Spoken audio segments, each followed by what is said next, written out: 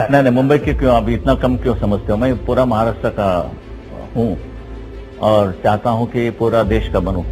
पूरे देश के हिटलर बनना चाहते हैं? क्या क्यों ना बनूं? क्या वो ठीक है, वो गलत प्रचार है एक प्रकार का। वो बंबई का बब्बर शेर था, वो महाराष्ट्र का महाराजा था।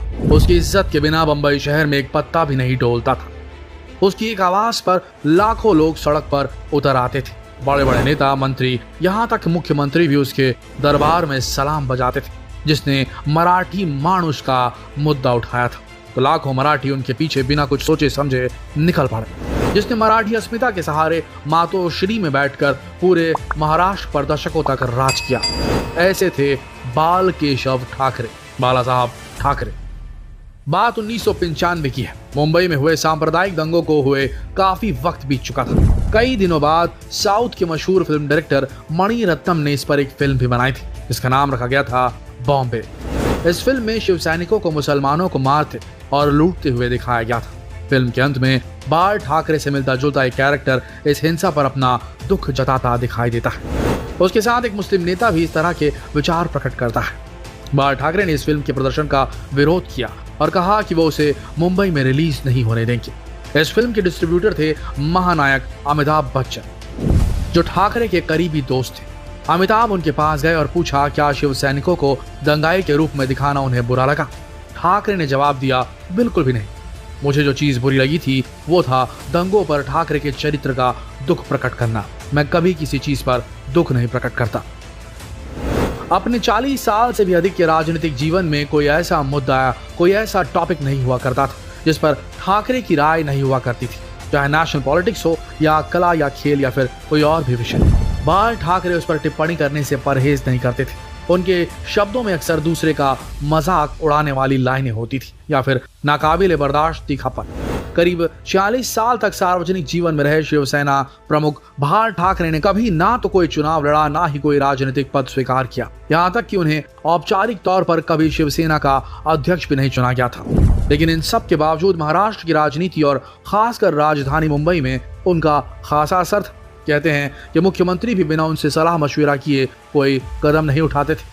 यहाँ तक विरोधी भी उनके पास उनसे राय शुमारी के लिए जाया करते थे। यानी कुर्सी भले ही किसी के पास हो, कुर्सी की चाबी हमेशा ठाकरे के पास हुआ करती थी। वो महाराष्ट्र पॉलिटिक्स के गॉडफादर थे। प्राइम मिनिस्टर बनके पहला काम कौन सा करेंगे आप? पहला बिल्कुल कश्मीर साफ करूंगा। एक ही आदमी मेरे देश में, पूरे देश में, चाहे वो पाकिस्तान का हो या बांग्लादेश का हो, यहाँ नहीं रहेगा। देश के विवादित नेता के तौर पर जाने जाने वाले बाल ठाकरे पर कानून तोड़ने के कई आरोप लगे, लेकिन ठाकरे की हुंकार कभी कम ना हुई। बाबरी विध्वंस से लेकर दक्षिण भारतीयों और उत्तर भारतीयों पर हमले के बावजूद ठाकरे महाराष्ट्र की सत्ता के केंद्र बिंदु बने रहे। बाल ठाकरे एक सख्त और कट्टर पॉलिटिशियन माने जाते थे। दिलचस्प बात यह है कि वो एक कार्टूनिस्ट थे, लेकिन हास्य और व्यंग को कला में पिरोने वाला यह शख्स राजनीति में उतना ही कट्टर माना जाता था जिसकी आहट से ही बड़े बड़े दिग्गज थर थर कांपने लगते थे। मराठी राग अलापने वाले बाल ठाकरे सचिन तेंदुलकर को बहुत पसंद करते थे, लेकिन एक बार जब सचिन ने यह कहा कि महाराष्ट्र पर पूरे भारत का हक है तो ठाकरे ने उन्हें आड़े हाथों ले लिया था। उन्होंने कहा कि सचिन क्रिकेट के पिच पर ही रहें, राजनीति का खेल हमें खेलने दें। वैसे क्रिकेट का किस्सा आ ही गया है तो इसी से जुड़ा एक और किस्सा सुन लीजिए। ठाकरे देश की आन के सामने किसी को तवज्जो नहीं देते थे, इसीलिए वो पाकिस्तान से क्रिकेट खेलने के सख्त खिलाफ थे। साल 1999 में कई सालों बाद पाकिस्तानी क्रिकेट टीम 2 टेस्ट खेलने के लिए भारत आई थी। दिल्ली के फिरोज शाह कोटला स्टेडियम में पहला टेस्ट होना था, लेकिन ठाकरे को यह बात रास नहीं आई और फिर शिव सैनिकों ने कोटला की पिच ही खोद डाली। एक तरफ ठाकरे भारत के पाकिस्तान से क्रिकेट खेलने के सख्त खिलाफ थे, वहीं दूसरी ओर उन्हें पाकिस्तान के बल्लेबाज जावेद मियांदाद को अपने यहाँ खाने पर बुलाने में कोई गुरेज नहीं था। उन्होंने मियांदाद को अपने घर खाने पर बुलाया।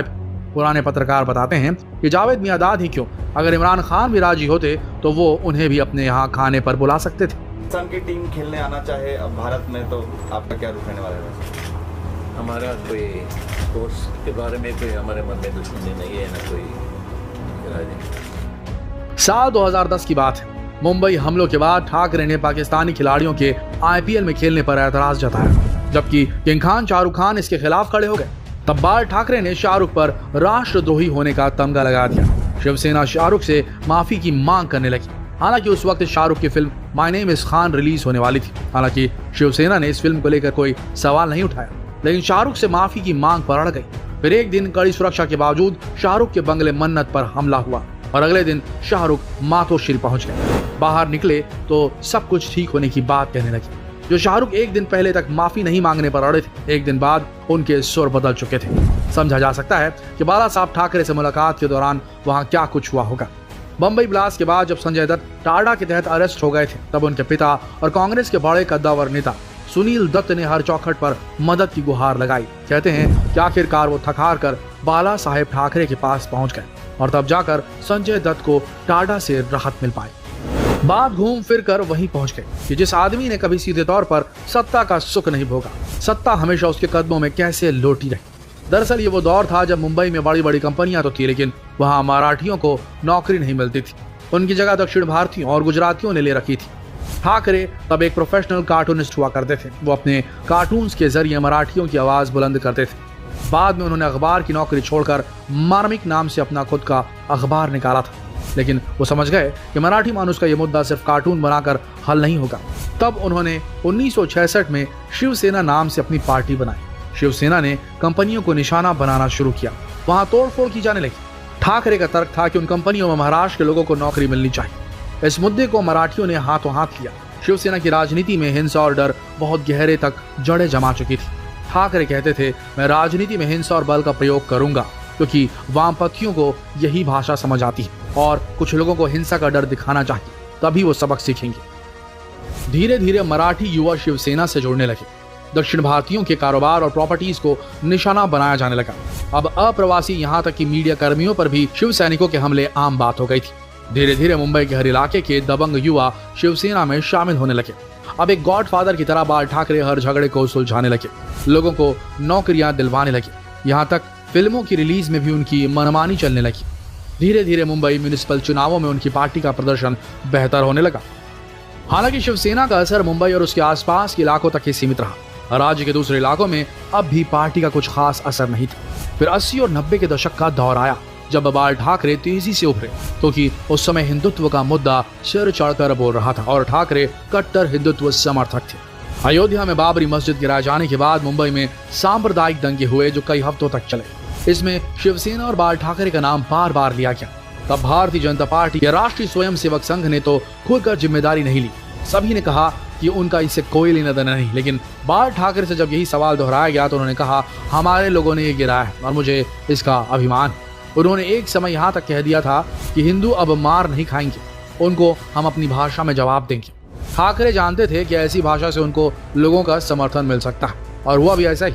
लोगों के बीच उनके बारे में दिलचस्पी बढ़ने लगी। कट्टर हिंदुत्व और पाकिस्तान को लेकर उनके रवैये की वजह से भी उन्हें काफी लोगों का समर्थन हासिल हुआ।